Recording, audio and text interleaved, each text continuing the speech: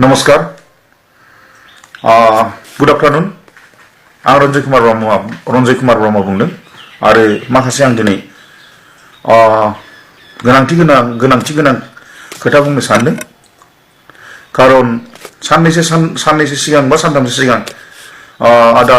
zebra रामा बिथाङा मोनसे बिराद मोजां प्रेस कनफारेन्स होदों खालामनायाव बिथांखौ जों खावलायदोंमोन आरो दिनै बिथाङा एनडिबिनि गासै फंक्सनखौ ज' खालामनो नाजाबाय थादों बे बाथ्रायाबो सैथो बेखौ जोङो दिनै खालामनो हाया दे आङो फेसबुकाव नुनो मोन्दोंमोन बिथाङा थार खोथाखौनो बुंदों जे नैबे जोंनि खाबु गोनां बा मेहेर गोनां समाव गमामायैनो गोगोम मोजां जोंहा मोनसे अपरचुनिटि दंमोन गल्डेन अपरचुनिटि दिनै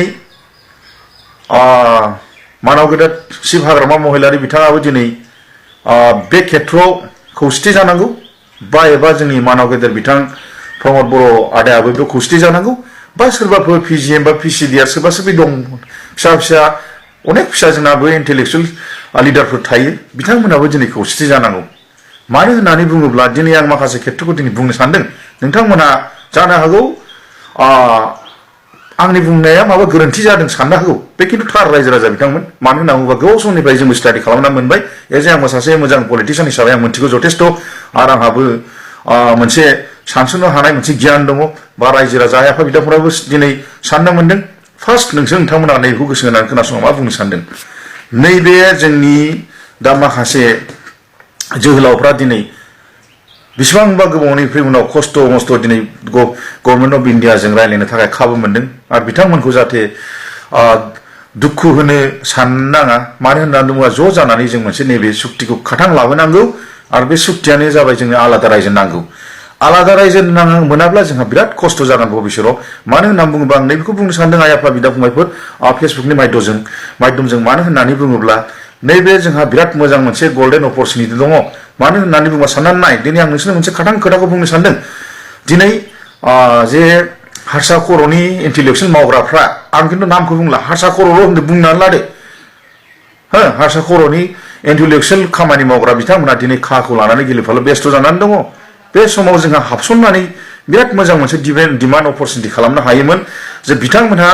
दगमग जानानै दङ खिन्थु बिथांमोननि सुबुङाबो गैखाला बेखौ मिथिखागौ आसामाव बुंनो थाङोबा आं दिनै बुंनो थांसै दिनै जाहैबाय बुंनो थाङोबा माबाया जोंना लानजायफ्रा जों खमावबाबो जोंना 1,20,00,000 दं पपुलेसना आरो थाव जाग्राया गैयाबाबो दिनै 90 लाख दङ हो दिनै आं मोनसे खोथा बुंनोसै होमबा दिनै बै माखासे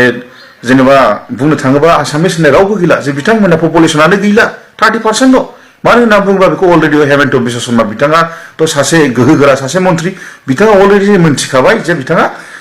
जेनेबा नैबे खाखौल' नेनानै दङ बिथाङाबो खिन्थु सिं बहुत चिफ मिनिस्टार जानो नाजानाय दङ बेखौ बयबो मिथिखागौ आइ आफा बिदा फंबाय रायजो राजाफोर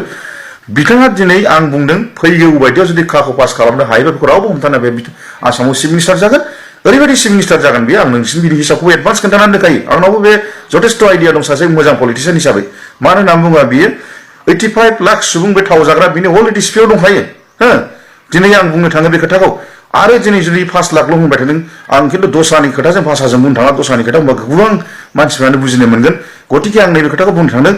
दिनै खानि खोथा सोमोन्दोखौ लानानै बेखौ दिनै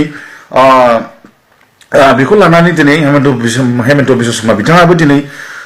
5 लाखल' बुंबाय थादों बे खिन्थु थार नङा रायजो राजाफोर गैयाबो एटलिस्ट 40-50 लाख मानसि फैगोन बे 40-50 लाखआव जुदि फैयोब्ला बे 85 लाखआ बेनो होजोबगोन थाव जाग्राया आरो बै 40 लाखआ होयोबा गासै 1,10 लाख बा बेखौ रावबो हमथानो हाया बे फाक्का बेखौ बेनो खुनु ट्राइबेलनि भटबो नाङा खुनु दस्रा जाथिनि एसामिसनि भटबो नाङा बे हारसिङै चिफ मिनिस्टार जानो हायो रायजो राजा एफा बिदाफोर दा गतिके मोनसे जिनिसखौ साननानै नायदों जे बिथाङाबो दिनैनि खेत्रआव बारा बर'नि माबायाव बे हेम्पार होनाय नङा बा नारसिननाय नङा मानो होननानै बुङोबा बर'खौथ' मिथिखागौ जोंनि जाथिखौ गोहोगोरा आरो जों जेब्लायनो गोसो जों अब्लानो जोङो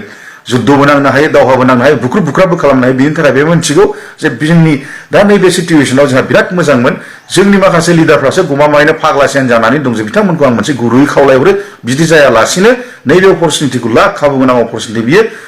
गमामायैनो एकदम डाइरेक्ट हाबनानै जों बेखौ ओरैबायदि बुखावनो हायो दा जोङो जे हेमन्त बिश्व शर्मा बिथाङाबो दिनै बेखौ बियो बाध्य जों हगारनांगोन जागोन हगारनांगौ सानगोन मानो होननानै बिथाङाबो जोंखौ थांबाबो बिहा बांद्राय आगोलनि बायदि होबथानो गोसो गैला बिहा गावनि खारन चिफ मिनिस्टार जानो सिङाव गोसो दङ बेखौ बयबो हमनानै ला रायजो राजा आफा बिदा फंबायफोर बुजिनो सेस्था खालाम एसे राजनिति खालामनोब्ला बांसिन राजनितिनिफ्राय साबसिन नेता जानांगौ आं बेखौ दिनै बुंनो सानो मानो होननानै बुङोबा गोबाव समनिफ्रायनो नुनो मोनदों दे जोंनि माखासे इन्टेलेक्सुयेलफ्रा बहुत दे सोरबा बिपिएफ सोरबा माबा इउपिपिएल सोरबा माबा बेफोरबायदि खोथा बुंनानै जोंहा नैबे समाव नैबे जोंनि टाइम नैबे समाव जोंहा बिदि बुंनो टाइम गैला मारै जों गमामायैनो सेपारेट स्टेट मोनगोन आलादा रायजो मोनगोन बेखौसो सेस्था खालाम नङाबा जोंहा इयुनाव जेबो गैला बिराद मोजां जोंहा मोनसे बे स्कप थारैनो जोङो खुनु खोथा गैया जोङो बेखौ लानांगौ आरो आं नोंसोरनो मा सिस्टेमनि अंकखौ मोनगौ आं बेखौ बुंखाबाय मानो होननानै बुङोबा दिनै नोंसोर दिनै बुंनो सानगौ नोंसोर दिनै मोनथिनो सानो नामा जे बिथां हेमन्त बिश्व शर्मायाबो बिथाङा बुंनो थाङोबा थाव जाग्रानि मानसि बिनि फर फादारा जाहैबाय कामाख्या मन्दिराव बिनि बिफाया सासे फुजारिमोन बियो अलरेडि बेनाव माबानि एसामिसनि बेनाव गुन गैखाया बिथाङा अलरेडि बियो थाव जाग्राखौसो सापर्ट खालामो आं बेखौनो बुंनो सानदों माखासे खोथाखौ नोंसोर दोनखोमा सोरबाफोर जुदि हारिनि मानसिया मा बुंदों होनोब्ला उल्था फाल्था खोन्थाना हो आंनि थार खोथाखौ माखासे डिसक्रिमिनेसन खालामोब्ला नोंथांमोनाबो गल जागोन मानो होननानै बुङोबा जों आंबो सेपारेटलि जोंनि जाथिनि थाखायसो आङो दिनै भाइरेल खालामदों फेसबुकाव जाहाथे बयबो स्ट्रं मास्ट बि केयार जानांगौ बिनि थाखायनो आं एलार्ट होदों दिनै जोंहा बिराद मोजां अपरचुनिटि दं इयुनाव जोंहा बिनिफ्राय साबसिन जोङो मोननाय नंला ओंखायनो थारैनो आं दिनै नैबे फेसबुकनि थ्रुयै आं बिथां हाग्रामा आदाखौबो बुंनो सानो बा आदा प्रमदखौबो बुंनो सानो बा गमामायै सोरबा जोंनि माखासे नैबे जोंनि सिक्स फेयारनि आदामोनखौबो बा बिदामोनखौ आं दिनै बुंनो सानो नैबे अपरचुनिटियाव जोंहा बिराद मोजां चान्स बिनि उनाव जोङो जुदि जोंनि साननाय हनाया जुदि फुरा जायोबा जों गावनि जाथियैनो बा मोनसे थैयैनो ज' जानानै जायखि पलिटिक्स खालामा शिलं मेघालयाफोर बायदि खालामनो हागोन बुथार सुथार खालामनो दरखारानो गैया आरो बेफोरखौ खालामनांगौ दरखार गैया मानो होनना बुङोबा जोंहा जोंनि सुबुङा जोंहा जेसेबां हाय बारायनांगौसो खहा खालामनो नाङा दिनै आं बेखौनो फेसबुकनि माध्यमखौबो आङो दिनै गुरैयै खावलायहरनाय जाबाय आरो दिनै आं मालायनि गुबुन रावजों आं बुंनो गोसो गैला आरो मालायनि गुबुन रावजों जुदि बुङोबा गासिबो मोनथिगोन आं सिंनि खोथाखौ दिनै खुला खुलि जा आंनि गोसोआव दङ आं बेखौ खालामनानै बुंहरबाय बे खोथाया थार आरो नोंथांमोना बारा फेसबुकाव जावला जावलि नुनो मोनदों आङो जोंनि बर' रावजोंनो लिर आरो जुदि बांद्राय लिरनो उसुबिदा मोनदोंबा फेसबुकजों खालामहर खिन्थु नों दिनै मालायनि भाषाजों इंलिस हिन्दी बा एसामिस नोंसोर लिरनांगौ दरकार गैया जोंहा गावनि भाषा दंखायो नांगौबा इंलिस आखरजोंनो बर'खौ लिरहर खुनु बादा गैया बिनि थाखाय ओंखायनो गमामायैनो जा हायो जोंहा नैबे सिन्था धारनाखौ बांसिन खालामनांगौ पार्टिया जायखिजाया पार्टियावनो सोलिबाय थागोन आं दिनै फेसबुकनि थ्रुयै बेखौ बुंनो सानबाय आरो बुंनाया जुदि माबाफोर गोरोन्थि जायोबा निमाहा होगोन आं आसा खालामो आइ आफा बिदा फंबायफोर आं दिनै गुरैयै खावलायहरनाय जाबाय बिथां हाग्रामा महिलारि आदायाबो थाबैनो फैनानै रायलायनांगौ आरो जोंनि आदा प्रमदाबो थाबैनो फैनानै रायलायनांगौ आरो माखासे जोंनि बिर जोहोलावफ्रा फैनानै दं बिथांमोनाबो दिनै बेसेबां खस्थ' गमामायैनो बिमा बिफा बिसि फिसा गारनाय एथ' गोबाव बिसोरो हाग्रा सिङाव खस्थ' जानानै दिनै दस्रा हादोरनिफ्राय फैनानै थाफैनांदों गतिके आङो दा बुंदों बिथांमोननि एथबां जाहाथे खस्थ' खालामनाय 15-20 बोसोर खस्थ' खालामनायाबो जाहाथे दैयाव थाङा बेखौनो आं गमामायैनो बुंदों जे बिथांमोनाबो जाहाथे खस्थ' मोना गतिके आं दिनै गुरै खावलायनाय जाबाय हाग्रामा बिथां आदायाबो जाहाथे फैनानै बे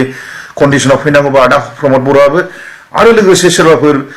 फिसा जे दस्रा पार्टिनि बिथां सोरबा कंग्रेस सोरबा बिजेपि खालामनाय जोंनि हारिनि गोबां मानसिफ्राबो फैनानै खौसेथि जानानै गेजेराव रायलायनांगौ बायद' जायोबा जथेस्थ' आंबो रायलायनो थांगोन खुनु बादा गैया जथेस्थ' आं बेखौ सानो जे आइ आफा बिदा फंबाय नोंथांमोना बे फेसबुकखौ नायनायखौ